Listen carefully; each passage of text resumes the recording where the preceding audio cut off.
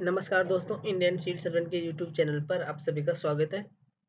आज की वीडियो में हम लोग पहले वाले पार्ट का एनसीईआरटी एमसीक्यू सीरीज को करेंगे, जिसमें हमने पहले वाले सीरीज में क्लास 10 तक एनसीईआरटी राज्य व्यवस्था से कंप्लीट कर लिया था। तो आज की इस वीडियो में हम लोग क्लास 10th के बाद की बुक से एन एनसीईआरटी के एमसीक्यू क्वेश्चन को कवर करेंगे। तो चलिए वीडियो को स्टार्ट करते हैं।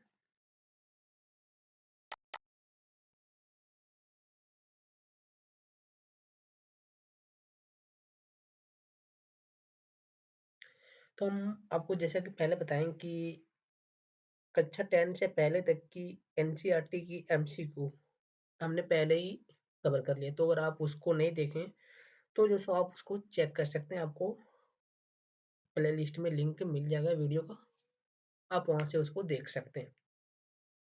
तो आज की वीडियो में हम लोग कक्षा 10 का जो पॉलिटी बुक है उससे एनसीईआरटी के एमसीक्यू को कवर करेंगे,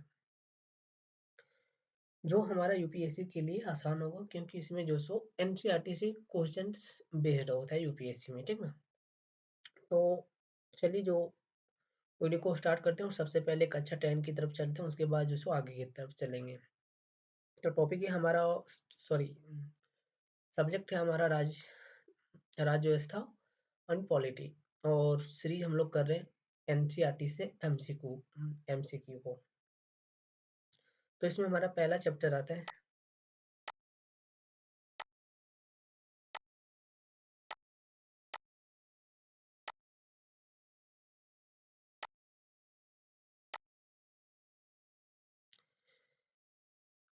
ये है चैप्टर का नाम, ठीक ना, लोकतांत्रिक राजनीति भाग 2। सॉरी, ये है हमारा बुक का नाम, और ये जो हमारा चैप्टर है 10th का, क्लास 10th का जो पॉलिटी बुक है उसमें चैप्टर 1 है सत्ता की साझेदारी। तो सबसे पहले हम लोग चैप्टर 1 की तरफ चलते हैं और वहां से एमसीक्यू को देखते हैं। ये हमारा एनसीईआरटी से चल रहा है, ठीक ना। तो इसमें आप यहाँ पे पहला क्वेश्चन देख सकते हैं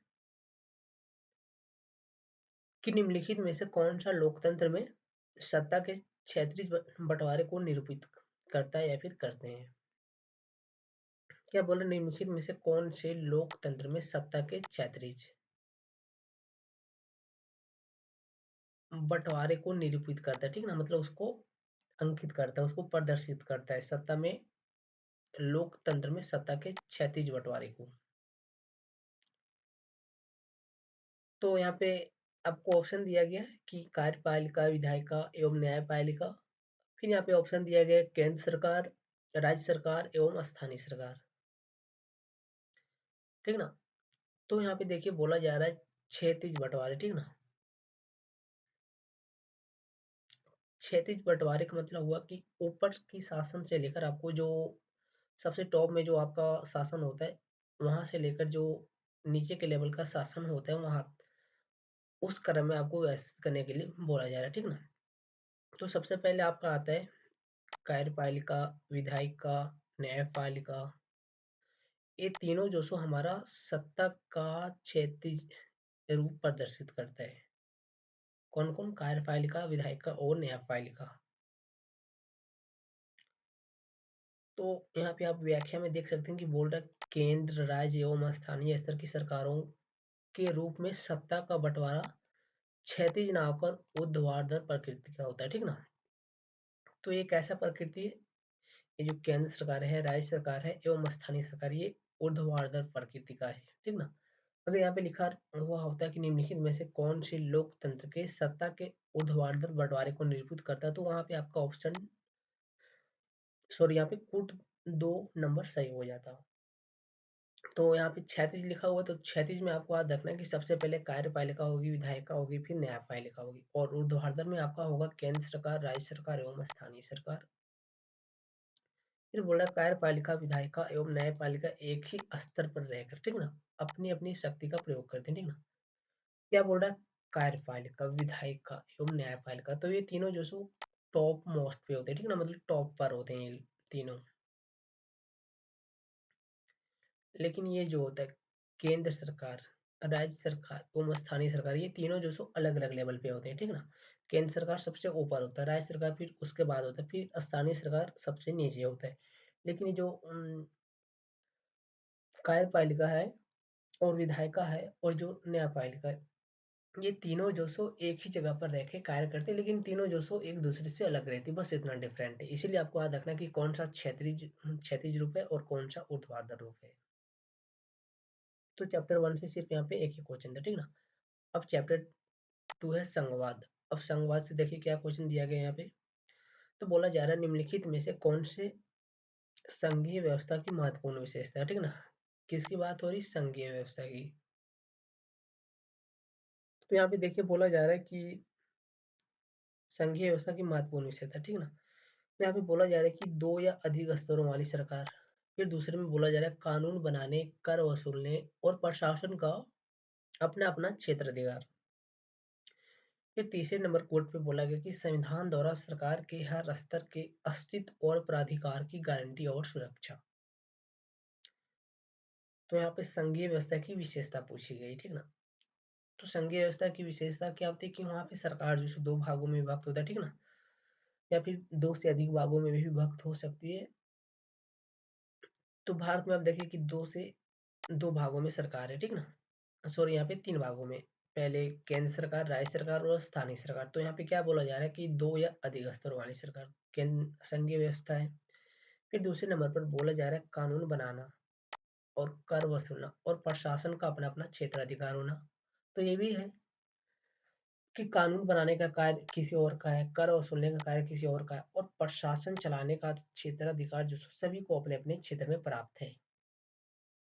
फिर थर्ड नंबर पर है कि संविधान द्वारा सरकार के हर स्तर के अस्तित्व और प्राधिकार की गारंटी और सुरक्षा करना, ठीक ना। मतलब संविधान ने जितने भी तरह की अस्तित्व दिया है अपने प्रावधान में, और जितने भी तरह का प्राधिकार किया, जितने भी तरह का प्रावधान किया, उसकी गारंटी और सुरक्षा देना। तो ये भी है संघीय व्यवस्था की विशेषता। तो याद रखना कि ये तीनों जो संघीय व्यवस्था की विशेषता की बात हो रही है। यहाँ पे व्याख्या में आप देख सकते हैं कि राज्य की सरकार का केंद्रीय सरकार के प्रति जवाबदेह होना संघीय व्यवस्था नहीं बल्कि एकात्मक व्यवस्था की विशेषता है, ठीक ना। तो भारत में आपको जो सो दोनों का मिश्रण देखने को मिलेगा, ठीक ना, कि एकात्मक का भी कुछ पॉइंट आपको देखने को मिलेगा, तो कुछ पॉइंट जो सो आपको संघीय का भी देखने को मिलेगा, ठीक ना। आप यहीं पर एक विशेषता देख सकते हैं कि राज्य की जो सरकार होती है वो केंद्र सरकार के प्रति जो सो जवाबदेह होती है, ठीक ना। मतलब केंद्र सरकार जो सो राज्य सरकार को अपने दबाव के अंदर रखती है, अपने कंट्रोल के अंदर रख दी, ठीक ना। तो उसको जो सो आप एकात्मक भी बोल सकते हैं और संघात्मक भी बोल सकते हैं। यहाँ पे दोनों का लक्षण मिश्रण है। फिर सेकंड नंबर पर देख सकते हैं कि भारतीय संघीय व्यवस्था के संदर्भ में निम्नलिखित कथनों में कौन से सही नहीं है, ठीक ना। क्या बोल रहे कौन से सही नहीं है भारत की संघीय व्यवस्था के संदर्भ में, ठीक ना। तो ये तो संघीय व्यवस्था का जो गुण है उसके बारे में बताया गया। अब यहाँ पर भारत की संघीय व्यवस्था के बारे में बताया जा रहा है कि क्या भारत की संघीय व्यवस्था के बारे में सही है और गलत है। पहले नंबर कथन पर बोल रहा है प्रतिरक्षा बैंकिंग संचार संघ, प्रतिरक्षा बैंकिंग संचार संघ सूची के विषय है। फिर दूसरे नंबर पर बोल रहा है शिक्षा हो गया, वन हो गया, विवाह हो गया, राज्य सूची के विषय है। फिर थर्ड में बोल रहा है व्यापार, वाणिज्य, सिंचाई, समवर्ती सूची के विषय है। तो यहाँ पे राज्य सूची और संघ सूची का बात हो रहा है, ठीक ना। फिर अगले नंबर पर कथन पर देखिए, तो यहाँ पे सिर्फ तीन ही कथन है। तो क्या बोला कि संघीय व्यवस्था के संदर्भ में, ठीक ना। तो यहाँ पे बोला है कि प्रतिरक्षा हो गया, बैंकिंग हो गया और संचार हो गया, ये संघ सूची के विषय हैं।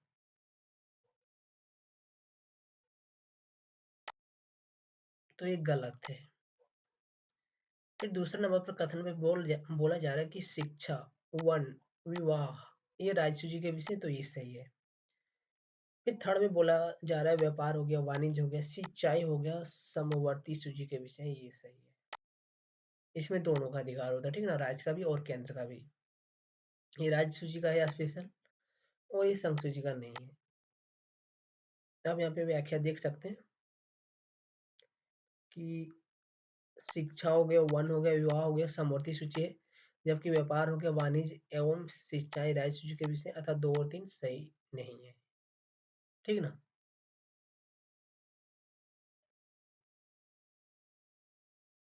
तो ये दोनों कथन जो क्या है वो हमारा गलत है। बाकी प्रतिरक्षा, बैंकिंग, संचार ये संघ सूची के विषय है, ये कथन यहाँ पे सही दिया गया है, लेकिन यहाँ पे आपसे पूछा जा रहा है कि सही नहीं है। ठीक ना, इसीलिए ये कथन गलत है हमारा। फिर आगे नंबर पर देखिए कि बोल रहा है कि तीसरे नंबर का क्वेश्चन, जिसमें आपसे बोला जा रहा है कि केंद्र और राज्य सरकारों के बीच सत्ता के बंटवारे की व्यवस्था में बदलाव के लिए आवश्यक है। ठीक है ना। किसके किसके बीच बोल रहा है? केंद्र और राज्य सरकार के बीच। और किस चीज के लिए बोल रहा है? तो सत्ता के बंटवारे। ठीक है ना, सत्ता की बंटवारा करना है। और उस व्यवस्था के लिए उस व्यवस्था की बदलाव के लिए क्या चीज आवश्यक है? तो पहले कथन में बोल रहा है कि संसद के दोनों सदनों में साधारण बहुमत की मंजूरी। फिर दूसरे कथन में बोल रहा है कि संसद के दोनों सदनों में साधारण बहुमत एवं आधे से अधिक राज्यों की मंजूरी। फिर सी में बोल रहा है संसद के दोनों सदनों में विशेष बहुमत। फिर डी में बोल रहा है संसद के दोनों सदनों में विशेष बहुमत एवं आधे से अधिक राज्यों की मंजूरी। तो किस चीज के लिए बोल रहा है? तो ये बोल रहा है कि केंद्र एवं राज्य सरकार के बीच है। ठीक ना, यहाँ पे कोई पार्टी के बीच नहीं बात हो रही है, यहाँ पे केंद्र और राज्य सरकार के बीच की बात हो रही है, जिसमें आपको सत्ता का बंटवारा करना है। ठीक ना। और उस व्यवस्था में बदलाव के लिए क्या आवश्यक है? तो उसमें जो सो आपको बदलाव करने के लिए संसद के दोनों सदनों से आपको विशेष बहुमत की जरूरत होगी। संसद के दोनों सदनों से विशेष बहुमत की जरूरत होगी तथा आधे से अधिक राज्यों की मंजूरी भी चाहिए। ठीक ना। तो यहाँ पे आपको संसद के दोनों सदनों से विशेष बहुमत चाहिए, यानी 2/3 बहुमत चाहिए। ठीक ना, 2/3 बहुमत भी चाहिए, प्लस में आधे से अधिक राज्यों की मंजूरी भी चाहिए, तब जो सो केंद्र और राज्य सरकार के बीच सत्ता का बंटवारा होगा, सॉरी सत्ता के बंटवारे में बदलाव होगा। यहाँ पे देखिए बताया गया कि भारतीय संविधान के अनुच्छेद 368(2) के अनुसार ऐसी व्यवस्था किया गया है। फिर 4 नंबर पर है कि 73वें एवं 74वें संविधान संशोधन द्वारा प्रदत्त व्यवस्था के अनुसार। ठीक ना, जो 73वां और 74वां संविधान संशोधन हुआ है 1993 और 1994 में, उसमें कौन कौन सा जो सो व्यवस्था प्रदान किया गया। ठीक ना, तो चलिए देखते हैं कि उसमें कौन कौन सा व्यवस्था जो सो प्रदान किया गया। तो यहाँ पे पहला कथन क्या दिया गया कि स्थानीय स्वशासन निकायों के चुनाव नियमित रूप से करना संवैधानिक बाध्यता है। फिर दूसरे में बोल रहा है 1/3 पद महिलाओं के लिए आरक्षित है। फिर थर्ड में बोल रहा है हर राज्य में पंचायत एवं नगर पालिका चुनाव कराने के लिए राज्य चुनाव आयोग नामक स्वतंत्र संस्था का गठन किया गया है। फिर फोर में बोल रहा है स्थानीय स्वशासी निकायों की सत्ता में भागीदारी हर राज्य में एक समान है। तो यहाँ पे बोल रहा है कौन सा कथन सही नहीं है, मतलब कौन सा कथन जो सो गलत है।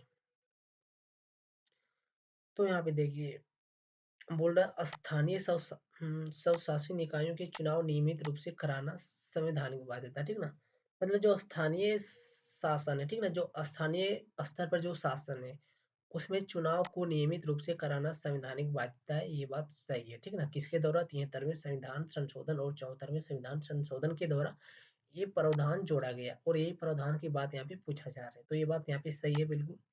फिर दूसरे नंबर पर कथन पर बोल रहा है 1/3 पद महिलाओं के लिए आरक्षित है, ये भी सही है, और ये 73वें एवं 74वें संविधान के द्वारा दिया गया है। ठीक ना।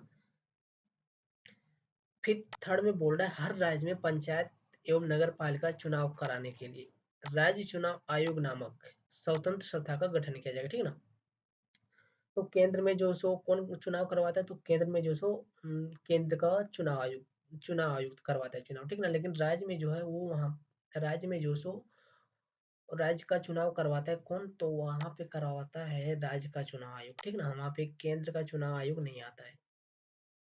तो ये बात भी सही है कि हर राज्य में पंचायत एवं नगर पालिका का चुनाव करवाने के लिए राज्य चुनाव आयोग का गठन किया गया है। लेकिन यहाँ पे बोल रहा है स्थानीय स्वशासी निकायों की सत्ता में भागीदारी, ठीक ना, सत्ता में भागीदारी मतलब किस राज्य में सत्ता में सबसे ज्यादा लोग भागीदार है।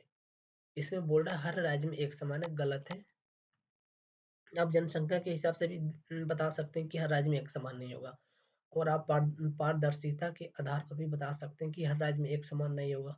आप भ्रष्टाचार के आधार पर भी बता सकते हैं कि एक समान नहीं होगा, ठीक ना। जैसे आप बिहार को ले सकते हैं, तो बिहार में आप देख सकते हैं कि बिहार में एक समान नहीं होगा, बिहार में बहुत कम है। तो जहाँ भ्रष्टाचार ज्यादा, वहाँ पे प्रशासन में भागीदारी ज्यादा नहीं है स्थानीय स्तर पर। फिर बोल रहा स्थानीय स्वशासी निकायों की सत्ता में भागीदारी की प्रकृति एवं मात्रा का निर्धारण राज्य के विधानमंडल के अधीन है। तो ये राज्य के विधानमंडल के ही अधीन होता है, क्योंकि ये स्थानीय स्वशासन का मामला है, ठीक ना, तो ये केंद्र के अधीन नहीं होता है। फलता है या भिन्न भिन्न हो सकता है, मतलब अलग अलग हो सकता है।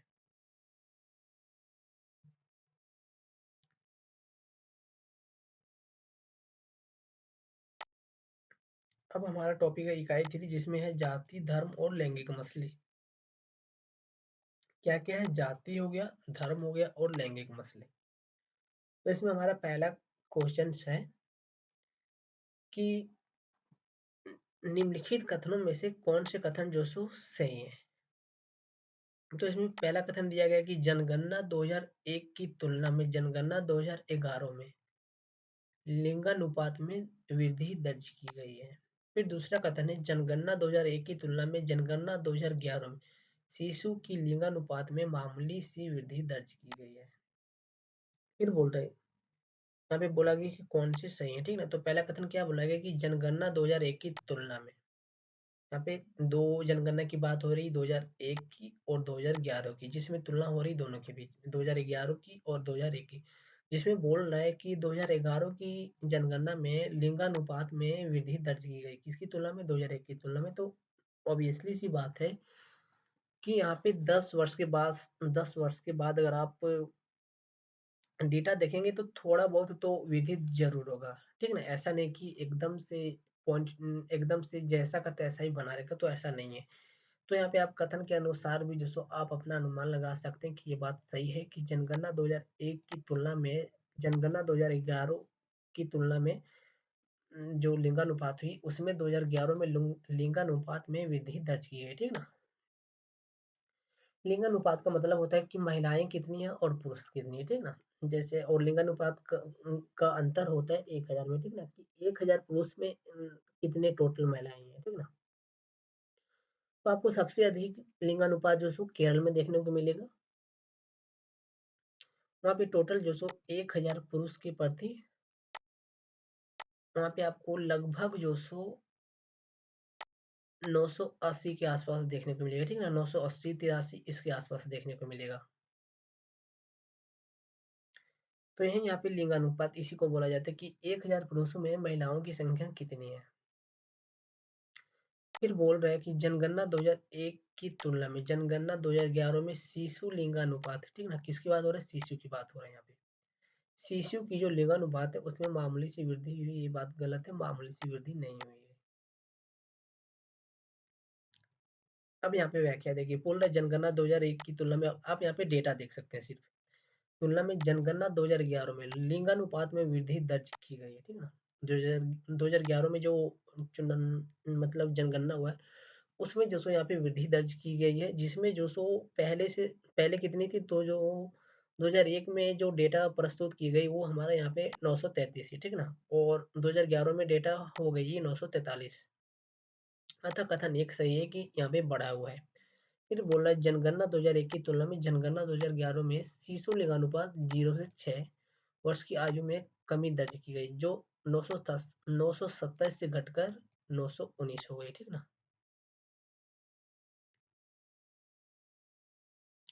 तो यहाँ पे बोल रहा था कि सिर्फ मामूली सी दर्ज हुई, ठीक ना, इसलिए कथन गलत हो, यहाँ पे 927 से 919 हुआ है। फिर बोल रहा है लिंगानुपात की गणना प्रति 100,000 पुरुषों पर स्त्रियों की संख्या के आधार पर की जाती है, पहले बताइए आपको। फिर दूसरे नंबर का क्वेश्चन देखिए, बोल रहा है निम्नलिखित संस्थाओं में महिलाओं के लिए आरक्षण का प्रावधान किया गया, ठीक ना, मतलब इनमें से किन किन संस्थाओं में महिलाओं के लिए आरक्षण का प्रावधान किया गया है। तो देखिए, आरक्षण का प्रावधान किया गया है। तो यहाँ पे लोकसभा की बात हो रही, विधानसभा की बात हो रही, पंचायती राज की बात हो रही और नगर पालिका की बात हो रही। तो अभी तक तो यहाँ पे पंचायती राज में मतलब स्थानीय स्तर पर जो बात है वहां पर भी आपको 33% देखने को मिलेगा। फिर तो ये दोनों जो सो स्थानीय पद है, ठीक है ना, पंचायती राज और नगर पालिका शहरों में होती है और पंचायत जो है वो गांव में होती है। तो ये यहाँ पे कूट बी हमारा सही है, 3 और 4 कि इसमें जो सो आरक्षण के प्रावधान किए गए हैं महिलाओं के लिए। देखिए बोल रहा है लोकसभा और राज्य विधानसभा में महिलाओं के लिए स्थानों का आरक्षण नहीं किया गया, ठीक है ना, किसमें किसमें, लोकसभा और राज्य विधानसभा में। लेकिन लोकसभा और राज्य विधानसभा में महिलाओं के लिए 33% स्थानों के आरक्षण की मांग उठाई गई है, ठीक ना। मतलब लोकसभा और राज्य की विधानसभा में भी 33% आरक्षण की मांग उठाई गई है बहुत बार। और इसके लिए 108वां संविधान संशोधन 2008 प्रस्तुत किया गया था। इस विधेयक को राज्यसभा में 6 मई 2008 को पेश भी किया गया था, किंतु विधेयक पारित नहीं हो पाया, ठीक ना। मतलब कानून तो बनने जा रहा था, लेकिन ये जो बिल है ये बिल हमारा राज्यसभा में 6 मई 2008 को प्रस्तुत भी किया गया है, किंतु ये पारित नहीं हो पाया। फिर बोल रहा है पुनः विधेयक को राज्यसभा में पेश किया गया। राज्यसभा ने 9 मार्च 2010 को विधेयक पारित कर दिया, किंतु यह लोकसभा में पारित नहीं हो पाई। फिर बोल रहा है 15वीं लोकसभा यानी 2014 में 15वीं लोकसभा का यानी जो 15वां लोकसभा का चुनाव हुआ था उसका 2014 में विघटन हो गया और 2014 में नया लोकसभा का चुनाव होता है। फिर बोला जिसके परिणाम स्वरूप यह विधेयक समाप्त हो गया, ठीक है ना। मतलब अब वह विधेयक जो सो रद्द हो गया। फिर बोल रहा है पंचायत एवं नगर पालिका में महिलाओं के लिए न्यूनतम 33% आरक्षण का प्रावधान किया गया है, जिसे राज्य विधानमंडल चाहे तो 50% तक बढ़ा सकती है, ठीक है ना। मतलब फिलहाल तो अभी स्थानीय स्तर पर महिलाओं को 33% आरक्षण का प्रावधान संविधान में दिया गया है संशोधन के द्वारा। लेकिन अगर राज्य की विधानमंडल चाहे तो उसे 50% तक कर सकती है।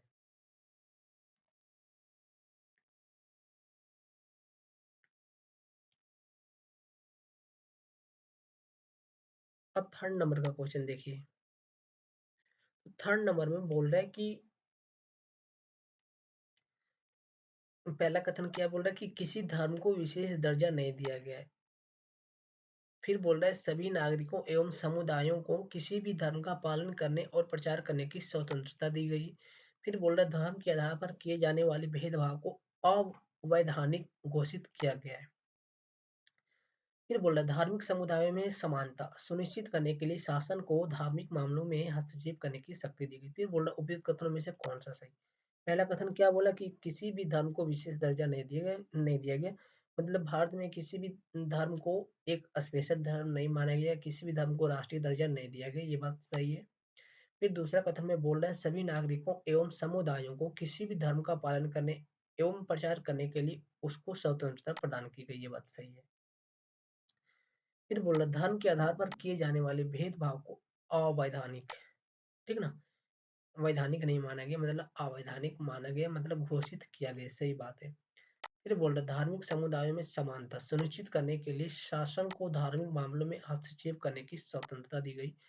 इन सारे कथन के बारे में आप धार्मिक स्वतंत्रता आर्टिकल में पढ़ सकते हैं, ठीक ना। यहाँ पे आपको आर्टिकल 25, 24 और 24-25 में जनरली ये आर्टिकल आपको मिल जाएंगे, वहां पे आप जो सो इसके बारे में डिटेल अध्ययन कर सकते हैं। देखिए बोला जा रहा है कि भारत के संविधान में किसी भी धर्म को विशेष दर्जा प्रदान नहीं किया गया है। सभी नागरिकों एवं समुदायों को किसी भी धर्म का पालन प्रसार प्रचार की आजादी दी गई है। धर्म के आधार पर किए जाने वाले किसी भी भेदभाव को अवैधानिक घोषित किया गया। भारत का संविधान धार्मिक समुदायों में समानता सुनिश्चित करने के लिए शासन को धार्मिक मामलों में हस्तक्षेप करने का अधिकार देता है, ठीक है ना। फिर आगे देखिए 4 नंबर में क्या बोल रहे हैं सो।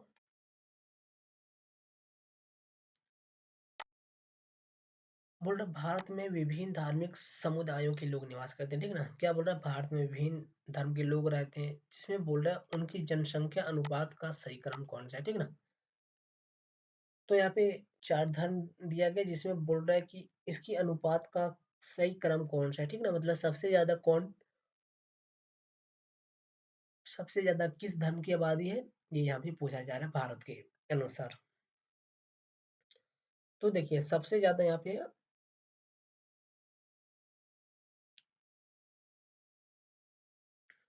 पे दिया गया सिख, ईसाई, बौद्ध और जैन, ठीक ना।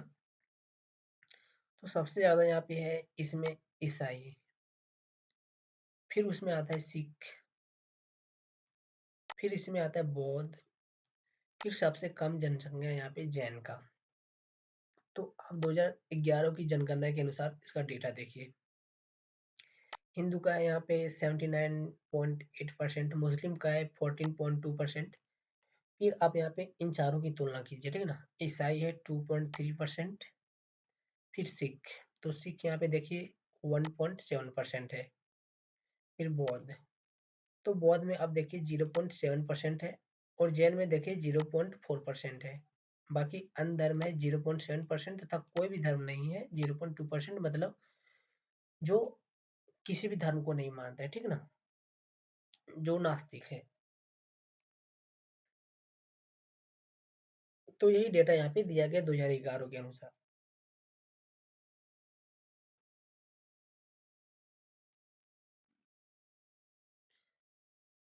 अब 5 नंबर का क्वेश्चन से देखिए, बोल रहा महात्मा गांधी के अनुसार धर्म और राजनीति के संबंध में निम्नलिखित कथनों पर विचार कीजिए, ठीक ना। तो यहाँ पे आपको महात्मा गांधी के अनुसार जो सो धर्म और राजनीति के संबंध में निम्नलिखित कथनों पर विचार करना है। दो कथन दिया गया है और इनमें से जो सो आपको यहाँ पे विचार करना है।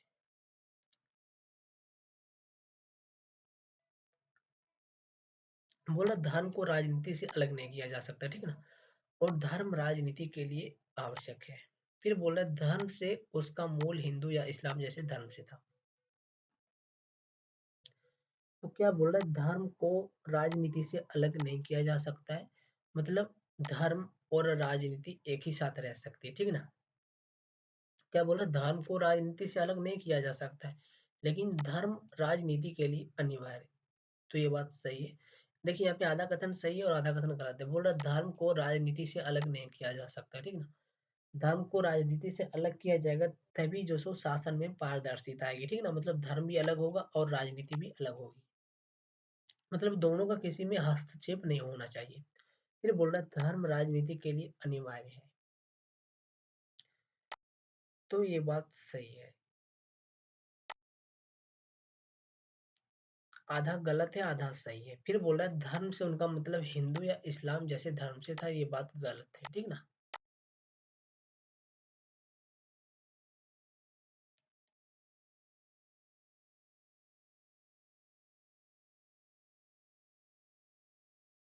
तो यहाँ पे बोला जा रहा है कौन से कथन सही है,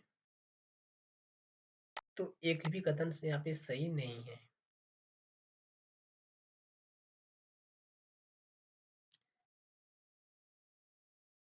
फिर 11th का बुक देखिए, ठीक ना, राजनीति का सिद्धांत बुक का नाम है, जिसमें यहाँ पे पहला चैप्टर नहीं है, दूसरा चैप्टर दिया गया, ठीक ना, स्वतंत्रता। अब देखिए यहाँ पे स्वतंत्रता का अर्थ पूछा गया है।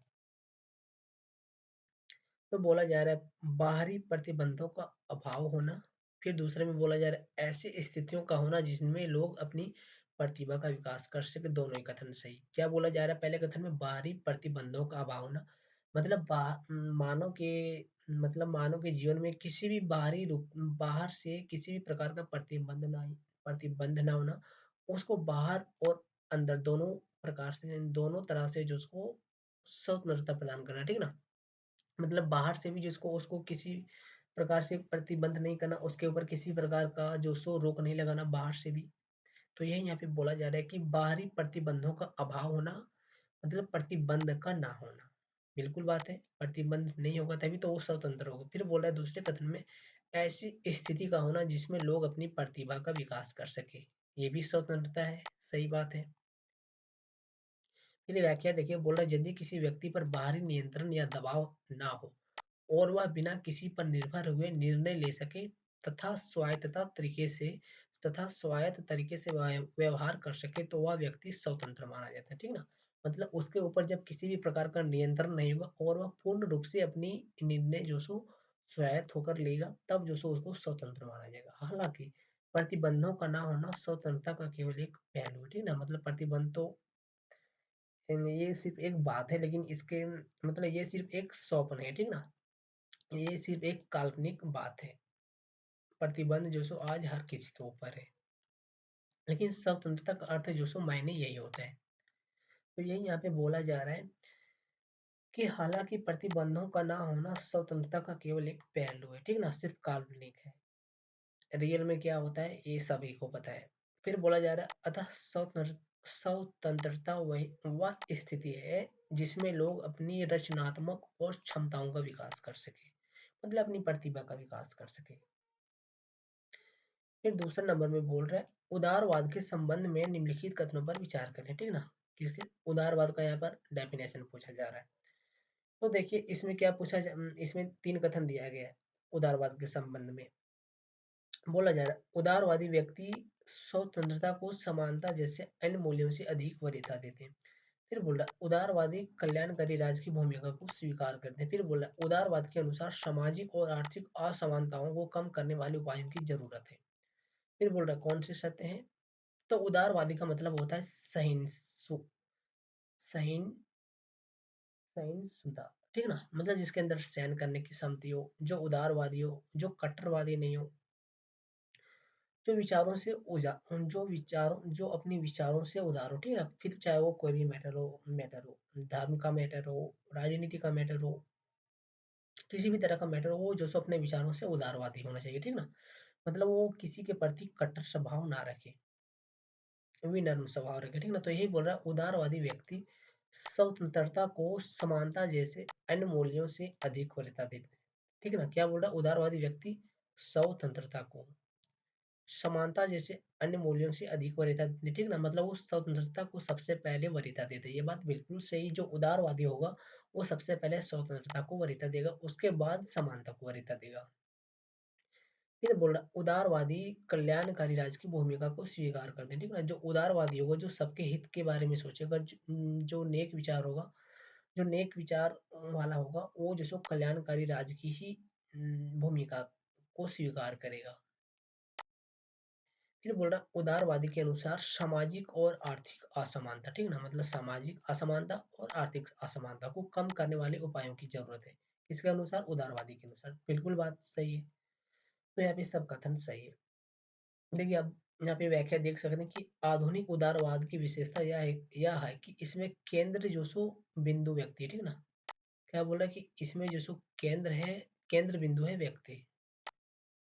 फिर बोल रहा उदारवाद के लिए परिवार हो गया, समाज हो गया, समुदाय जैसी इकाइयां को अपने आप में कोई महत्व नहीं है, ठीक ना।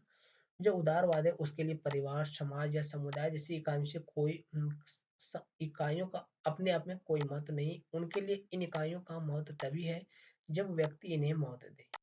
फिर बोला उदाहरण के लिए उदारवादी कहेंगे कि किसी से विवाह करने का निर्णय व्यक्ति को लेना चाहिए, परिवार, जाति या समुदाय को नहीं, ठीक ना। मतलब वो बोल रहा है कि किसी भी व्यक्ति को विवाह का अधिकार जो सो खुद से लेना चाहिए। उसको अपनी परिवार से नहीं लेना चाहिए, उसको अपनी जाति से नहीं लेना चाहिए, उसको अपनी समुदाय से नहीं लेना चाहिए। कौन बोल रहा है किसकी सोच है। तो ये उदारवादी की सोच है। फिर बोल रहा उदारवादी व्यक्ति स्वतंत्रता को समानता जैसे अन्य मूल्यों से अधिक वरीयता देते हैं। फिर बोल रहा ऐतिहासिक रूप से उदारवाद ने मुक्त बाजार और राज्य की भूमिका का पक्ष लिया है, हालांकि अब वे कल्याणकारी राज्य की भूमिका को स्वीकार करते हैं, ठीक ना। तो पहले जो सो ये जो उदारवादी पहले जो सो ऐतिहासिक रूप से पहले जो सो उदारवाद ने मुक्त बाजार और राज्य की भूमिका का पक्ष लिया था, ठीक ना। लेकिन अब जो सो वो कल्याणकारी राज्य की भूमिका का पक्ष लेता और उसी को स्वीकार करता है और मानता है कि सामाजिक और आर्थिक असमानता को कम करने की जरूरत है। फिर देखिए थर्ड नंबर का क्या क्वेश्चन है। इसमें बोल रहा है ए नंबर में दिया गया कि स्वतंत्रता से जुड़े मामलों में राज्य किसी व्यक्ति को ऐसे कार्य करने से रोक सकता है जो किसी अन्य को नुकसान पहुंचाता है, ठीक ना। फिर बोल रहा है कारण आर, चूंकि स्वतंत्रता मानव समाज के केंद्र में है, ठीक ना, और गरिमापूर्ण जीवन के लिए बेहद महत्वपूर्ण है, इसलिए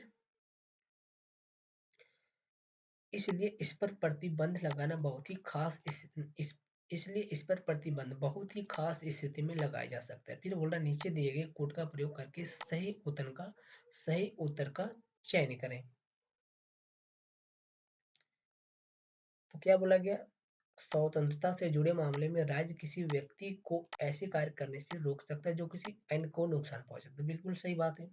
अगर आप कोई कार्य कर रहे हैं, ठीक ना, लेकिन आपके कार्य से किसी दूसरे व्यक्ति को बाधा पहुंच पहुंच रही, तो राज्य जो सो आपको उसके ऊपर रोक लगाएगा। जैसे मान लेते हैं कि आप अपनी स्वतंत्रता के लिए किसी भी प्रकार का धूम्रपान कर रहे हैं, ठीक ना, तो आप धूम्रपान कर रहे हैं, तो आप अपनी स्वतंत्रता का पालन बिल्कुल करें, लेकिन इससे जो सो दूसरे को नुकसान हो रहा है। कैसे? क्योंकि दूसरे को भी तो स्वच्छ पर्यावरण का अधिकार है, मौलिक अधिकार है। तो उससे जो सो उसका स्वच्छ पर्यावरण का मौलिक अधिकार जो सो हनन हो रहा है। अब राज्य जो सो उसके लिए आपके ऊपर प्रतिबंध लगाएगा। तो यही यहाँ पे बोल रहा है कि स्वतंत्रता से जुड़े मामले में राज्य किसी व्यक्ति को ऐसे कार्य करने से रोक सकता है जो किसी अन्य को नुकसान पहुंचाता हो। मतलब आप अपने कार्यों को करने के लिए स्वतंत्र तो जरूर है, लेकिन किसी दूसरे की स्वतंत्रता को आपको नुकसान नहीं पहुंचाना, ठीक ना। मतलब आपको किसी दूसरे की जीवन में को नुकसान नहीं पहुंचाना है। आपको सिर्फ वही करना है जिससे किसी दूसरे की जीवन को नुकसान ना पहुंचे, जिससे किसी दूसरे को हानि ना पहुंचे। अगर आप किसी दूसरे को हानि पहुंचाएंगे तब जो सो राज आपके ऊपर प्रतिबंध लगाएगा। क्योंकि स्वतंत्रता मानव समाज के केंद्र में, ठीक है ना, इसीलिए जो सो गरिमापूर्ण जीवन जीना सभी मानव के लिए है एक मौलिक अधिकार। इसीलिए जो सो राज आपके ऊपर स्थिति के अनुसार प्रतिबंध लगा सकता है। दोनों ही कथन सही है। ऐसे कार्य जो दूसरों पर असर डालते, ठीक ठीक ना, जिसके बारे में कहा जा सकता है कि उनकी गतिविधियों से दूसरों को नुकसान होता है, मतलब आपके कारण किसी दूसरे को नुकसान हो, तो ऐसी स्थिति में राज्य का कर्तव्य बनता है कि वे लोगों को होने वाले नुकसान से बचाए। अतः ऐसे मामले में राज्य किसी व्यक्ति की स्वतंत्रता पर आंशिक प्रतिबंध लगा सकता है।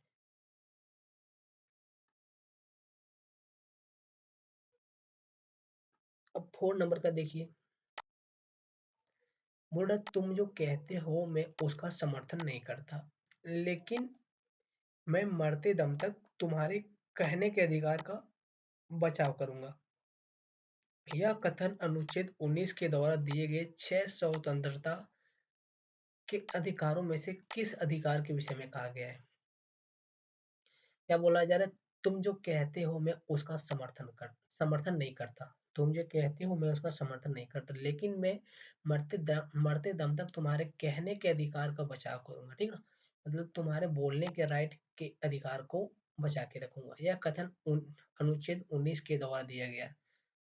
मतलब अनुच्छेद 19 में जो अभी 6 मौलिक अधिकार है उनसे रिलेटेड ये कौन उन्हीं में से किसी एक से यह रिलेटेड है। और किनसे रिलेटेड है? तो ये जो सो वाक एवं अभिव्यक्ति की स्वतंत्रता से रिलेटेड है, ठीक ना, बोलने की स्वतंत्रता से रिलेटेड है।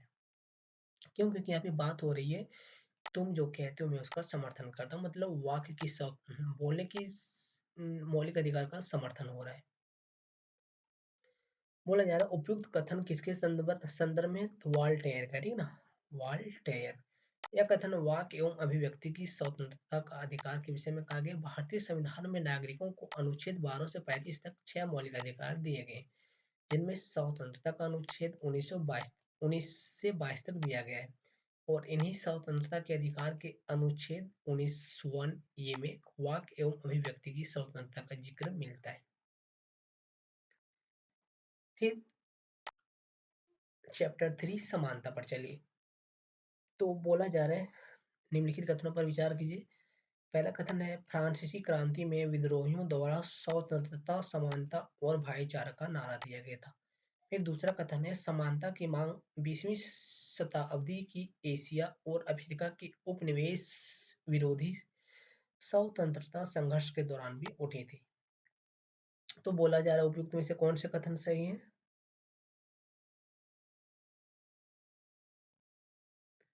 कौन से कथन असत्य है, ठीक ना,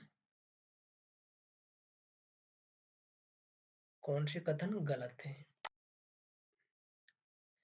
तो फ्रांसीसी क्रांति में विद्रोहियों द्वारा, किसके द्वारा बात हो रही, विद्रोहियों के द्वारा स्वतंत्रता, समानता और भाईचारा का नारा दिया गया था, ठीक है। तो विद्रोही लोग, जब कोई विद्रोह होगा तो विद्रोही लोग स्वतंत्रता, समानता और भाईचारा का नारा क्यों देगा भला? जब उसको विद्रोह ही करना होगा तब वो स्वतंत्रता, समानता और भाईचारा का नारा क्यों देगा? इसीलिए कथन गलत हो जाता है।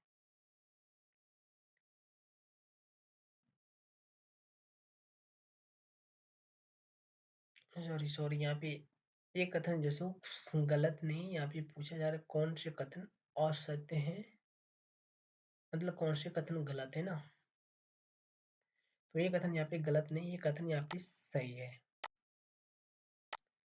लेकिन ये कथन, ये यहाँ पे ये सही है, ठीक ना, ये कथन सही है, लेकिन ये पूछ रहा कौन से असत्य हैं। तो ये कथन जो सो बिल्कुल सही है। यहाँ पे फिर बोला जा रहा है समानता की मांग 20वीं शताब्दी में एशिया और अफ्रीका के उपनिवेशी विरोधी स्वतंत्रता संघर्ष के दौरान भी उठी थी। तो ये बात सही है कि समानता की मांग जो सो 20वीं शताब्दी से ही एशिया और अफ्रीका में जब उपनिवेश चल रहा था उसी टाइम जो सो देखने को मिल रहा था। तो कथन तो दोनों सही है यहाँ पे, लेकिन यहाँ पे बोला जा रहा है फिर कौन से कथन असत्य हैं, मतलब कौन से कथन गलत हैं। तो यहाँ पे कोई भी कथन गलत नहीं है, ठीक है ना, इसीलिए जो सो यहाँ पे विकल्प डी सही है।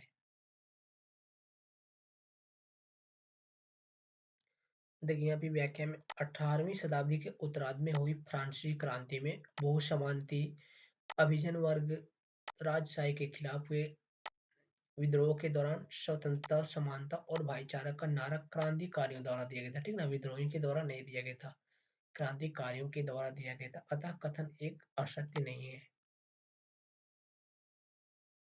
फिर इस समानता की मांग 20वीं शताब्दी में एशिया और अफ्रीका के उपनिवेश विरोधी स्वतंत्रता संघर्षों के दौरान भी उठी थी और लगातार उन संघर्षों समूहों द्वारा उठाई जा रही थी जो महसूस करते थे कि उन्हें समाज में किनारे कर दिया गया, जैसे महिला या दलित। अतः कथन दो भी सही है, अनेक गलत नहीं, असत्य नहीं है।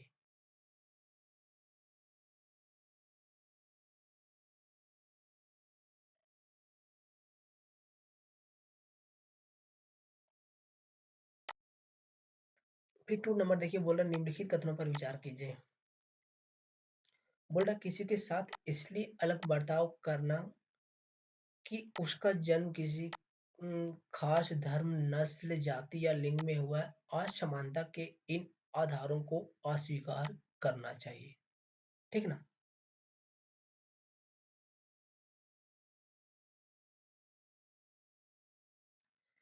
तो ये बात जो सो हमारा बिल्कुल सही है, ठीक ना, कि किसी के साथ जो सो इसलिए भेदभाव नहीं करना चाहिए कि उसका जन्म जो सो किसी खास जाति में हुआ, किसी खास धर्म में हुआ, किसी खास नस्ल में हुआ, किसी खास लिंग में हुआ है।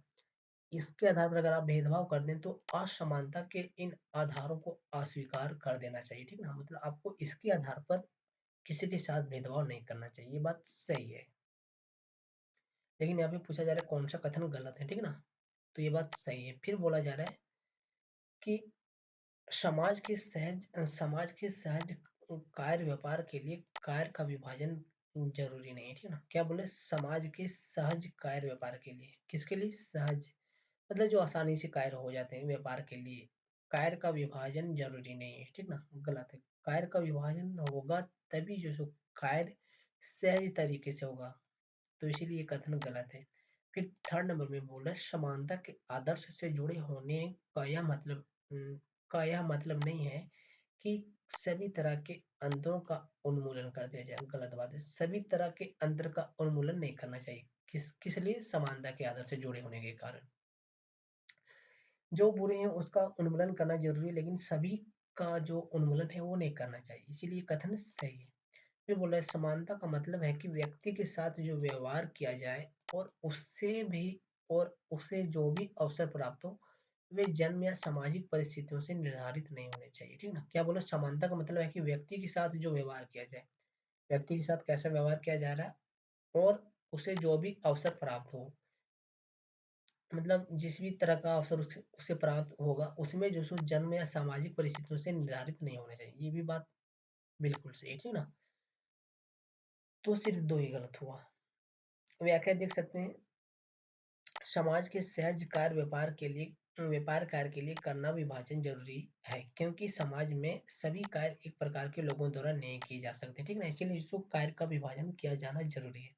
और समाज में अलग अलग लोगों द्वारा अलग अलग कार्य किए जाते हैं और उनका महत्व भी अलग अलग होता है, क्योंकि अगर ऐसा ना होगा तो समाज में अव्यवस्था फैल जाएगी। इसलिए कथन दो गलत, सॉरी, असत्य है, यानी गलत है।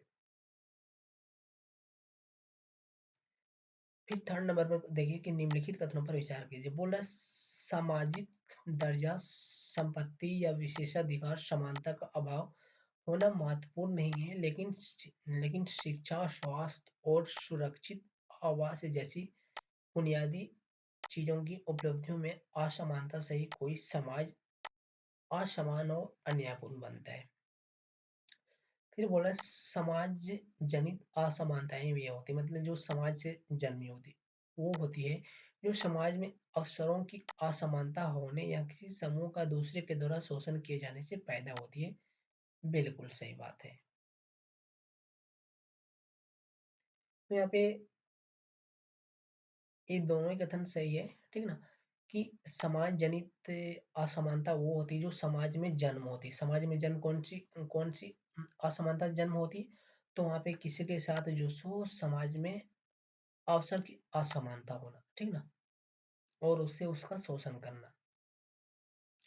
फिर बोला सामाजिक दर्जा, संपत्ति, विशेषाधिकार समानता का अभाव होना महत्वपूर्ण नहीं है, लेकिन शिक्षा, स्वास्थ्य और सुरक्षित आवास जैसी बुनियादी चीजों की उपलब्धता में असमानता से कोई समाज असमान और अन्यायपूर्ण बनता है, ठीक ना। तो ये भी सही है। व्याख्या देखिए, किसी समाज के प्रत्येक व्यक्ति का सामाजिक दर्जा, संपत्ति या विशेषाधिकार अलग अलग होता है, ठीक ना। जब किसी समाज में आप रहते हैं तो वहां पे सभी का जो सो व्यक्ति का सामाजिक दर्जा अलग होता है, संपत्ति अलग होता है, विशेषाधिकार अलग अलग होता है, लेकिन उसमें समानता होना असंभव है, ठीक ना। उसमें समानता होना असंभव है। जरूरी नहीं कि सभी समान ही होगा, लेकिन शिक्षा हो गया, स्वास्थ्य हो गया, सुरक्षित हो गया, आवास हो गया, बुनियादी आवश्यकता जो है वो सभी को जो सो प्रतिष्ठा के ध्यान में रखकर उसका उपलब्ध करवाई जाना चाहिए, और वो जो सो सभी के साथ समान ही होना चाहिए, नहीं तो यह अन्यायपूर्ण बात होगी। फिर बोला एक समूह द्वारा दूसरे समूह का शोषण करना तथा अवसर की असमानता में बदलकर दूसरे को प्रभावित करना सामाजिक असमानता कहलाती है। बिल्कुल सही बात है, ठीक ना। जब आप समाज में किसी असमानता को किसी अवसर या फिर किसी बात के आधार पर उसको बताते हैं, उसके साथ भेदभाव करते हैं, तब जो सो वो समाज जनित असमानता होती है। फिर 4 नंबर में क्या बोल रहा है कि निम्नलिखित कथनों पर विचार कीजिए। तो बोल रहा है पहला कथन में समाज जनित असमानताएं लोगों में उनकी विभिन्न क्षमताओं, प्रतिभा और उनके अलग अलग चयन के कारण पैदा होती है। ये असमानता समाज में नहीं होती, ठीक ना। ये असमानता राज्य में होती है। जब आप किसी नौकरी में जाते हैं तब जो सो आपको वहां पे बोला जाता है कि आपकी क्षमता अलग है, आपकी प्रतिभा अलग है, आपको अलग अलग चयन के लिए अलग अलग प्रक्रिया से आना पड़ेगा। फिर है प्राकृतिक असमानताएं वे होती है जो समाज में अवसरों की असमानताएं होने या किसी समाज या किसी समूह की दूसरी के द्वारा शोषण किए जाने से पैदा होती है। ये भी गलत है, ठीक है ना। जब कोई समूह या फिर जब कोई समाज आपके साथ असमानता करेगी तो वो जो सो वो प्राकृतिक असमानता नहीं होगी। प्राकृतिक असमानता वो होती है जब ऊपर वाले ने आपके साथ कोई असमान व्यवहार कर दिया, ठीक ना। जैसे आपके कोई हाथ नहीं दिया है, जैसे सभी के पास दो हाथ थी, आपके पास आपको दो एक ही हाथ दिया, आपको सिर्फ एक ही आंख दिया, आपको सिर्फ एक ही पैर दिया, तब जो सो वहां पे प्राकृतिक असमानता होती है। तो ये दोनों ही कथन गलत है। तो समाज जनित असमानताओं की नहीं बल्कि प्राकृतिक असमानताओं की बात करता है, ठीक ना। अतः कथन एक गलत है।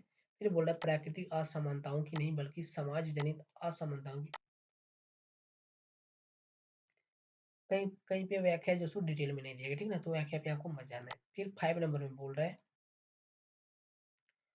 कि राजनीतिक समानता की जरूरत उन बाध्यताओं को दूर करने में है जिन्हें दूर किए बिना लोगों का सरकार में अपनी बात रखने और उपलब्ध साधनों तक पहुंचाना संभव नहीं होगा, ठीक है। तो राजनीतिक समानता की जरूरत हमें क्यों पड़ती है, कब पड़ती है? जब आपको अपनी बात सरकार तक पहुंचानी, जब आपको अपनी बात प्रशासन तक पहुंचानी, तब जो सो आपको राजनीतिक समानता की जरूरत पड़ेगी। इसलिए यह कथन बिल्कुल सही है। फिर बोला जा रहा है भारत में समान अवसरों के मद्देनजर एक विशेष समस्या सुविधाओं की कमी है, ठीक है ना। सुविधाओं की कमी की वजह से नहीं बल्कि कुछ सामाजिक रीति रिवाजों से सामने आते हैं, ठीक है ना। क्या बोला, भारत में समान अवसरों के मद्देनजर अवसर समान है, लेकिन एक विशेष समस्या सुविधाओं की कमी की वजह से नहीं है। मतलब जो समस्या है वो सुविधाओं की कमी की वजह से नहीं, किसके कारण है, बल्कि कुछ सामाजिक रीति रिवाज से वो समस्या आ रही है, ठीक है ना। तो आप कभी कभी देखते होंगे कि कुछ रीति रिवाज जो सो आपको बांध देते हैं, ठीक है ना। आपको रीति रिवाज जो सो वहां से आगे बढ़ने नहीं दी। तो यही यहाँ पे बोल रहा है कि कुछ समस्याएं जो सो समाज में नहीं है, मतलब कुछ समस्याएं जो सो वो सुविधाओं में नहीं है, बल्कि इसलिए है क्योंकि वो सामाजिक रीति रिवाज से बनी हुई है। तो इसीलिए ये भी कथन सही है। फिर बोल रहा है, अगर देश में राजनीतिक समानता नहीं होगी तो सरकार तक लोगों को अपनी बात पहुंचाना मुश्किल हो जाएगा तथा सरकार द्वारा उपलब्ध कराए गए साधन भी लोगों द्वारा सही से उपयोग नहीं किया जा सकेगा था। कथन एक सही है। फिर बोल रहा है, भारत में समान अवसर के रहते हुए भी कुछ जगहों पर असमानताएं देखने को मिलती है, ठीक है ना। मतलब अवसर समान है लेकिन फिर भी जो सो समानता जो सो असमान हो गई है, जिसके कारण हमें देश के रीति रिवाजों को देख सकते हैं। देश के विभिन्न हिस्सों में औरतों को उत्तराधिकार का सामना समान अधिकार नहीं मिलता, ठीक ना। मतलब जैसे आप देखते हैं कि जब दो लोगों के बीच विवाह होता है तब कोई बोलता है कि तब आप देखते हैं कि वहाँ पे सिर्फ लड़का का ही मर्जी चलता है, कि जब वो बोल देगा कि मुझे सिर्फ पुत्र चाहिए तो पुत्र ही चाहिए, ठीक ना। आपको जो सो अगर आप वहाँ पे कोई महिला जो सो अगर वहाँ पे बेटी को जन्म देता है तब जो सो उसको प्रताड़ित किया जाता है, ठीक ना। तो यही यहाँ पे बोला जा रहा है कि देश के विभिन्न हिस्सों में औरत को उत्तराधिकार का समान अधिकार नहीं मिला है अभी भी। कुछ के गतिविधियों में उनके शामिल होने पर भी पाबंदी होती है और उन्हें उच्च शिक्षा प्राप्त करने में भी हतोत्साहित किया जाता है, ठीक ना। तो यही यहाँ पे असमानता आप देख सकते हैं जो रीति रिवाज से चली आ रही है। फिर अब कक्षा 12 की ओर चलते हैं हम लोग और देखते हैं यहाँ पे बुक का नाम है भारत का संविधान सिद्धांत और व्यवहार के रूप में देखेंगे, ठीक है ना। तो पहला चैप्टर है संविधान क्यों और कैसे, ठीक है ना। संविधान क्यों है और कैसे है, इसको जो हम लोग समझेंगे। तो पहला कथन दिया गया है कि क्वेश्चन पहला दिया गया, संविधान के निम्नलिखित कार्यों के संबंध में विचार करें। और यहाँ पे पूछा जा रहा है कौन से कथन असत्य है, मतलब कौन से कथन गलत है। पहला कथन है बुनियादी नियमों का समूह उपलब्ध कराना। कौन कराता है, ये संविधान करवाता है, सही बात है। फिर बोला नागरिकों के अधिकारों पर नियंत्रण के संदर्भ में दिशा निर्देश करना, कौन करता है, संविधान करता है। फिर बोला कुछ साझे मूल्यों की अभिव्यक्ति करना, ये भी सही बात है। फिर बोला न्यायपूर्ण समाज को सुनिश्चित करना, संविधान करता है। फिर बोल रहा है यह सुनिश्चित करना कि सत्ता में अच्छे लोग आए, ठीक ना। तो ये समाज तो जो सो ये संविधान तय नहीं करता, या जो सो लोगों की जनता तय करती है कि समाज सत्ता में कौन जाएंगे, ठीक है ना। जनता जिसको निर्वाचित करेगी वही जाएगी, संविधान कुछ नहीं कर सकता है। तो इसीलिए यहाँ पे 5 नंबर कूट गलत हो जाता है। बोला संविधान का कार्य है कि वह बुनियादी नियमों का ऐसा समूह उपलब्ध कराए जिसे समाज के सदस्यों में न्यूनतम समन्वय और विश्वास बना रहे। संविधान द्वारा नागरिकों को प्रदत्त अधिकारों पर नियंत्रण लगाने के संदर्भ में संविधान में स्पष्ट दिशा निर्देश दिए गए हैं, ठीक है ना। मतलब अगर आपको किसी के ऊपर प्रतिबंध लगाना है तो संविधान में वहां पे नियम दिया गया है कि आप जो सो उसके ऊपर कैसे प्रतिबंध लगा सकते हैं। फिर बोल रहा है कोई भी जो सो सरकार कुछ भी विषम परिस्थितियों में ही उन्हें सीमित कर सकती है।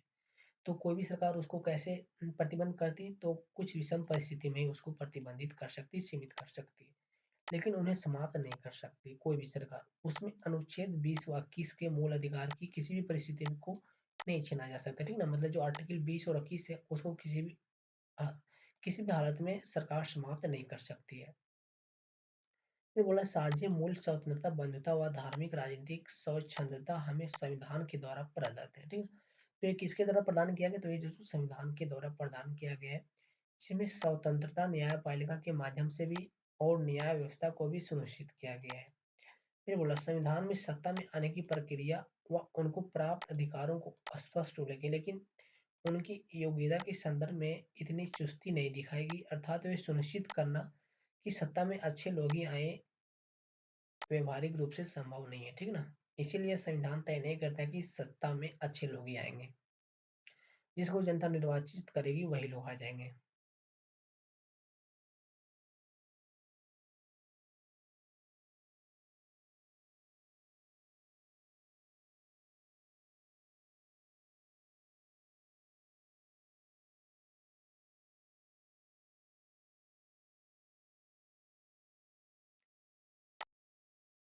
यहाँ पे देखिए 2 नंबर क्वेश्चन बोल रहा है, निम्नलिखित कथनों पर विचार कीजिए, ठीक ना।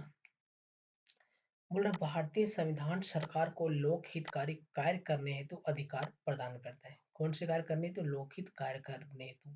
सही बात है। जन कल्याण कार्य करने हेतु ही तो सरकार भारत की संविधान जो सरकार को प्रेरणा देती है, अधिकार देती है। फिर बोल रहे हैं, समाज की आकांक्षा व उनके लक्ष्यों की अभिव्यक्ति को सुनिश्चित करने का दायित्व भी सरकार का होता है।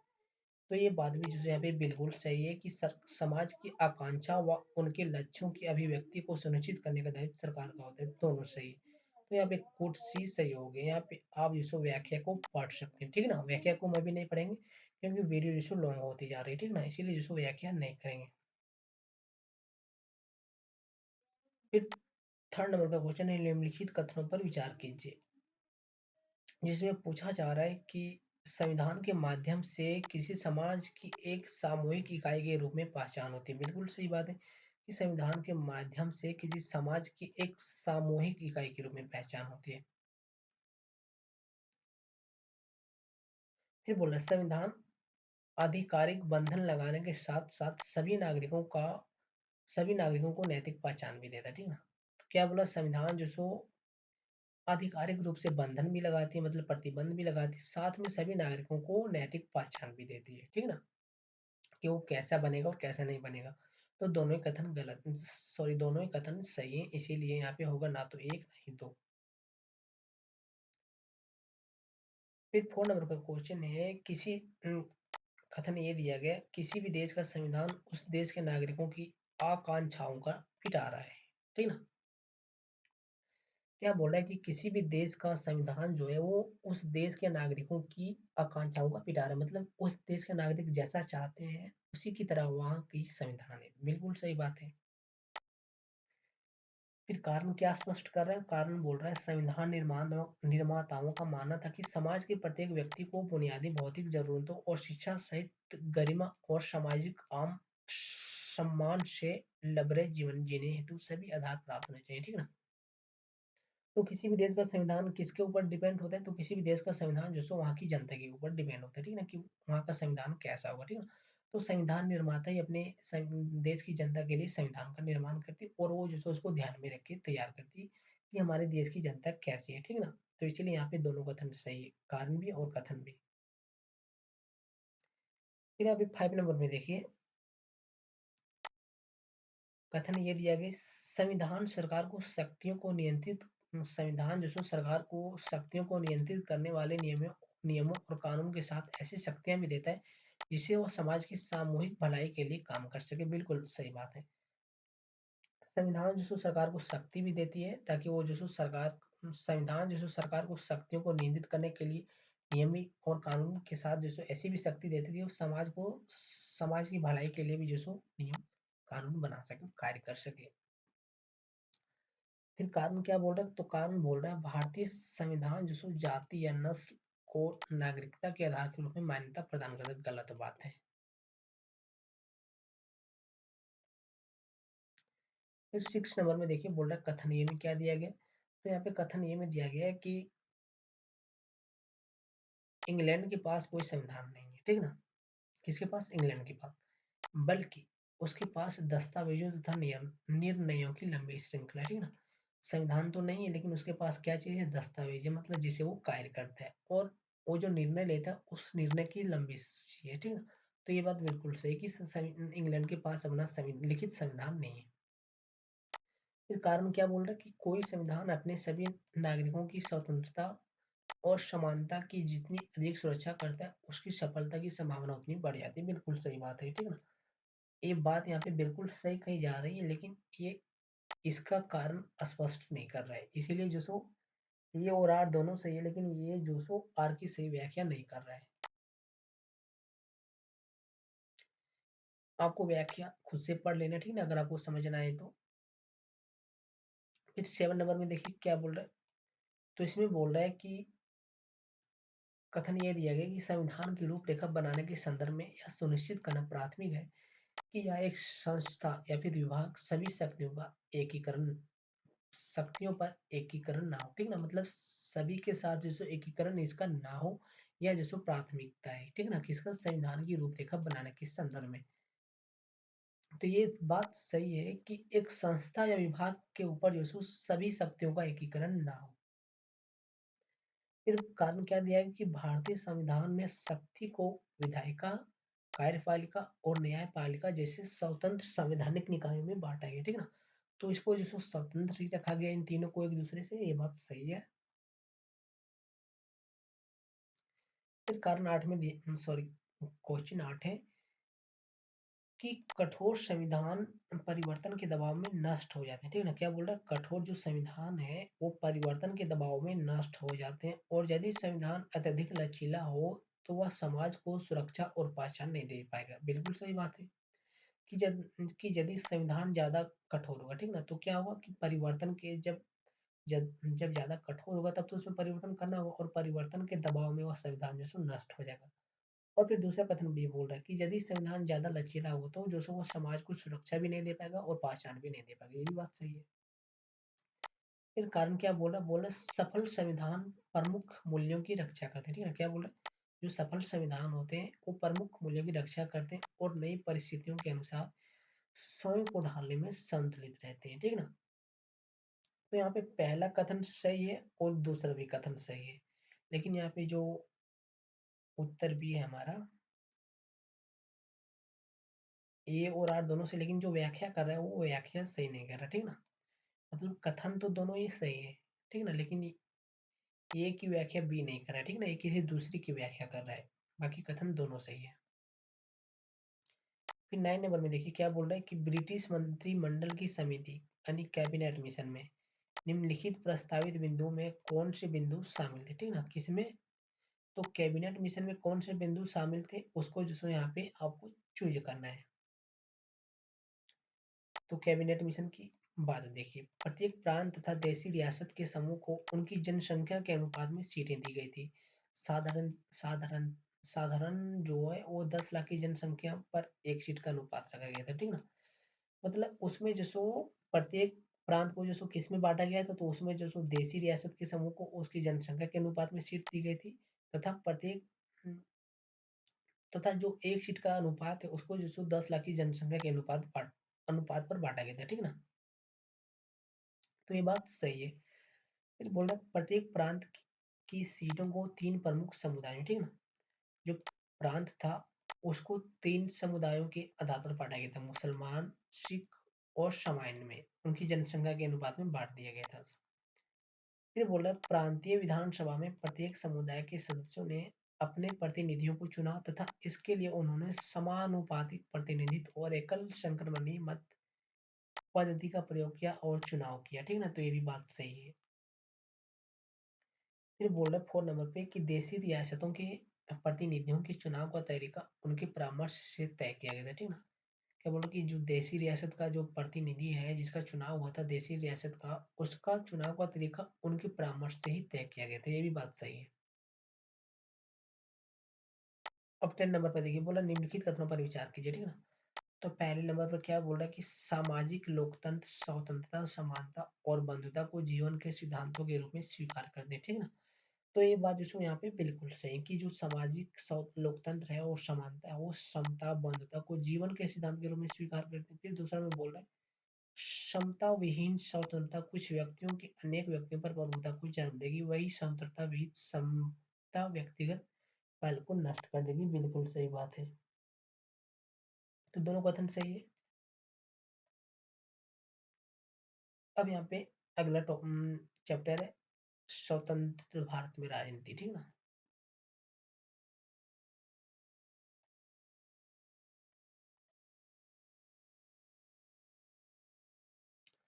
तो पहला क्वेश्चन दिया गया कि स्वतंत्रता प्राप्ति के समय राष्ट्र के सामने क्या क्या प्रमुख चुनौतियां थी।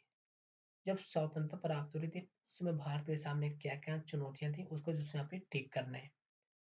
एकता के सूत्र में भारत को गढ़ने की स्वतंत्रता, ये तो सही बात है कि उस टाइम जो सो पहले ही हम आपको यहाँ पे पहले ही बताएं यहाँ पे जस्ट ऊपर कि उस टाइम जो सो भारत विभिन्न सूत्रों में, विभिन्न जातियों में, विभिन्न धर्मों में, विभिन्न क्षेत्रों में बटा हुआ था। उसको जो सो एक सूत्र में बांटना था, वो जो सो सबसे बड़ी चुनौती थी। विभिन्न रियासतों में बटा हुआ था उस टाइम भारत, तो ये सबसे बड़ी चुनौती थी, ये सही बात है। फिर बोल रहा लोकतंत्र को कायम रखना, ये भी सही बात है। फिर बोला समावेशी विकास, ठीक ना, मतलब सभी लोगों, सभी स्तरों तक विकास, ये भी सही बात है। फिर बोला आतंकवाद से, तो उस टाइम जो सो आतंकवाद का प्रॉब्लम नहीं था। उस टाइम जो सो मेन 3 प्रॉब्लम यही था। फिर दूसरा कथन, क्वेश्चन क्या है, गांधी जी द्वारा जनवरी 1948 में रखे गए उपवास के फलस्वरूप, 1948 में रखे गए उपवास के फलस्वरूप कौन से परिवर्तन दिखाई देने लगे थे, ठीक ना, कौन से परिवर्तन दिखाई देने लगे थे। तो उसमें सांप्रदायिक तनाव और हिंसा में कमी हो गई थी, ये बात सही है। फिर है दिल्ली व उसके आसपास के इलाकों में मुसलमान सुरक्षित अपने घर वापस आ गए थे, ये भी सही है। फिर बोला भारत सरकार पाकिस्तान को उसका दय चुकाने पर राजी हो गई थी, ये भी सही है। कुछ सी तीनों सही है। फिर बोला निम्नलिखित कथनों पर विचार कीजिए। पहला कथन क्या दिया है कि अंग्रेजी प्रभुत्व के अंतर्गत आने वाली भारतीय साम्राज्य के एक तिहाई हिस्से में रजवाड़े कायम थे। फिर दूसरा में कथन में बोल रहा है राजाओं ने ब्रिटिश राज की अधीनता स्वीकार कर रखी थी। क्या बोल रहा है, राजाओं ने ब्रिटिश राज की अधीनता स्वीकार कर रखी थी और उन्हीं के अंतर्गत वे अपने घरेलू मामलों का प्रशासन चलाते थे। फिर बोल रहा उपयुक्त कथनों में से कौन सा कथन असत्य है, ठीक ना, मतलब कौन सा कथन गलत है। तो अंग्रेजी प्रभुत्व के अंतर्गत आने वाली भारतीय साम्राज्य के एक तिहाई हिस्से में राजवाड़े कायम थे, ये सही बात है।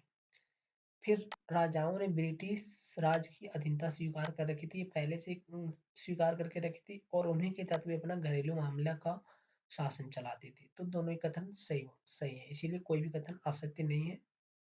तो ऑप्शन डी। फिर 4 नंबर, अब 4 नंबर में बोल रहा है कि हैदराबाद रियासत के संदर्भ में निम्नलिखित कथनों पर विचार कीजिए। पहला कथन में क्या है, तेलंगाना इलाके के किसान निजाम के दमनकारी शासन से पीड़ित थे।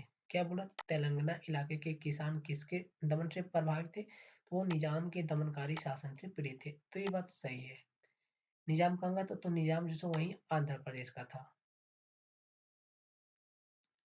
फिर बोला निजाम के शासन में महिलाओं पर अत्यंत जुल्म किए गए, ठीक ना, ये भी बात सही है। फिर बोला निजाम के विरुद्ध छिड़े आंदोलन में कम्युनिस्ट और हैदराबाद कांग्रेस अग्रिम पंक्ति में थे, ये भी बात सही है।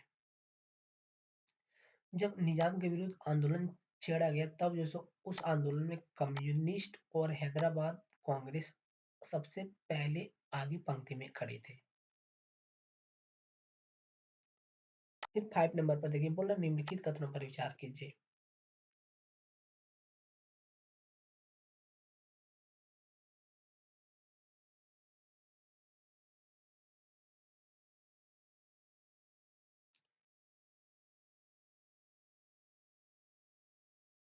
बोल रहा सन 1920 में कांग्रेस के नागपुर अधिवेशन में राज्यों के भाषाई आधार पर गठन के सिद्धांत को स्वीकार किया गया था। तो ये बात बिल्कुल सही कि जब 1920 में कांग्रेस का अधिवेशन हुआ नागपुर में, तब जिसको राज्यों को भाषा के आधार पर गठन करने का प्रावधान जिसको स्वीकार कर लिया गया था।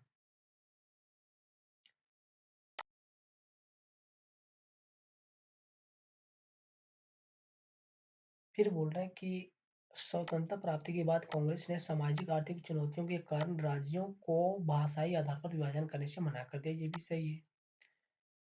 फिर बोल रहा है कि केंद्र सरकार ने 1955 में राज्य पुनर्गठन केंद्र सरकार ने 1955 में राज्य पुनर्गठन आयोग का गठन किया था, ये बात यहाँ पे गलत है, ठीक है।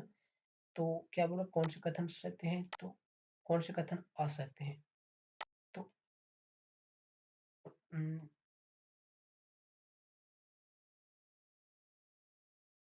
तो यहाँ पे ये कथन गलत हो जा रहा है हमारा, ऑप्शन बी। ये 1955 में नहीं नहीं बल्कि 1953 में गठन किया गया था, ठीक ना, इसलिए यहाँ पे गलत है। राज्य पुनर्गठन आयोग का गठन जो सो 1953 में हुआ था। फिर 6 नंबर में बोला सरदार वल्लभ भाई पटेल के बारे में निम्नलिखित कथनों पर विचार करें। तो यहाँ पे बोला जा रहा है कि पहला कथन में ये संविधान सभा के मौलिक अधिकार अल्पसंख्यक तथा प्रांतीय मामलों की समितियों से संबंधित थे। सही बात है कि मौलिक अधिकार की समिति से भी संबंध थे, अल्पसंख्यक समिति से भी और प्रांतीय मामले के भी। फिर बोला इन्होंने देशी रियासतों को भारत संघ में मिलाने में महत्वपूर्ण भूमिका निभाई थी। सही बात है। फिर बोला ये स्वतंत्र भारत के पहले उप प्रधानमंत्री और गृह मंत्री भी थे। ये भी सही बात है। तो कोटि डी।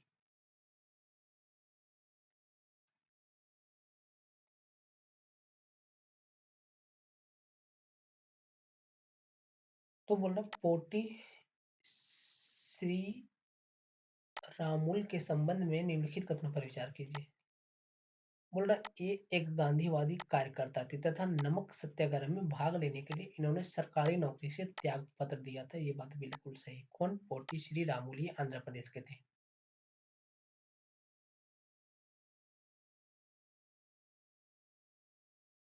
फिर बोल रहा है ये मद्रास प्रांत के मंदिरों में दलितों के प्रवेश हेतु मांग करते हेतु उपवास पर बैठ गए थे। ये भी सही है। फिर बोल रहा है ये आंध्र प्रदेश के नाम से अलग राज्य गठन की मांग को लेकर अनशन पर बैठे थे तथा इसी दौरान इसकी मृत्यु हुई थी। जब राज्य आंध्र प्रदेश को अलग राज्य बनाने की मांग उठी तब जो सो ये अनशन पर बैठे थे और तब जो सो इसकी मृत्यु हो जाती। सही बात है। तीनों कथन सही है। आप यहाँ पे इसका डिटेल पढ़ सकते हैं।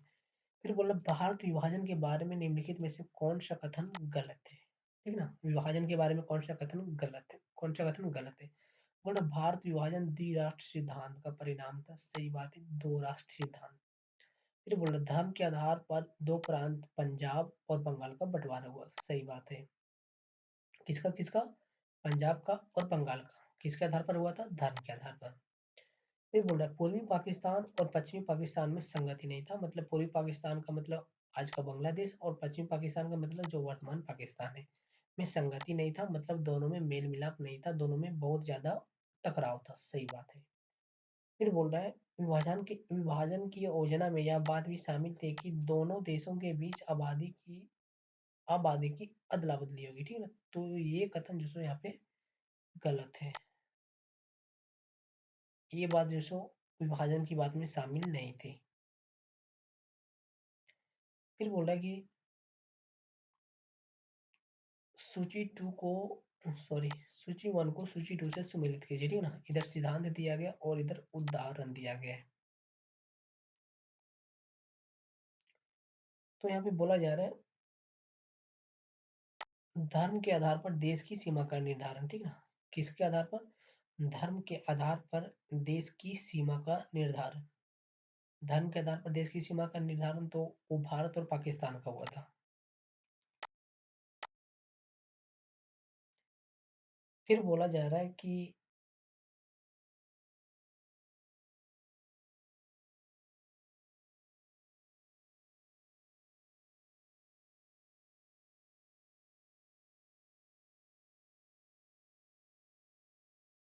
विभिन्न भाषाओं के आधार पर देश की सीमा का निर्धारण। तो भाषा के आधार पर जो सो देश की सीमा का निर्धारण हुआ था पाकिस्तान और बांग्लादेश के बीच में। फिर बोला जा रहा है भौगोलिक आधार पर किसी देश के आंतरिक क्षेत्रों का सीमांकन। ठीक है ना, किसके आधार पर? भौगोलिक आधार पर। तो भौगोलिक आधार पर हुआ था हमारा हिमाचल और उत्तराखंड का। बाकी बोल रहा किसी देश के भीतर प्रशासनिक और राजनीतिक आधार पर सीमा का निर्धारण झारखंड छत्तीसगढ़।